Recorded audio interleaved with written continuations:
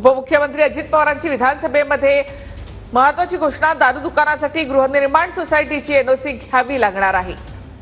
सोसायटीच्या गाळ्यामध्ये दारूच्या दुकानासाठी एनओसी बंधनकारक असेल। उपमुख्यमंत्री अजित पवारांची विधानसभेत घोषणा। अध्यक्ष महोदय, या बियर शॉपिंग मधले या वाईन्स मधली लोक त्या ठिकाणी बाहेरच दारू प्यायला बसतात आणि त्यामुळे तिथं फार मोठ्या प्रकारचे म्हणजे त्रास त्या भागातल्या नागरिकांना माता भगिनीला सोसावा लागतो।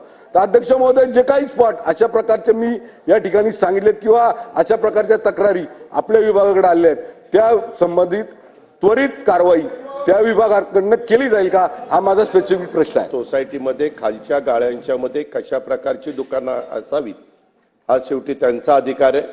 म्हणून सोसायटीची एनओसी असेल तरच अशा भागामध्ये दुकानं स्थलांतरित देण्याच्या बद्दलचा निर्णय घेण्यात येईल आणि लवकरच त्याच्याबद्दलची नियमामध्ये तरतूद केली जाईल, जेणेकरून हा जो काही अडचणी येत आहेत तो प्रश्न निकाली निघेल।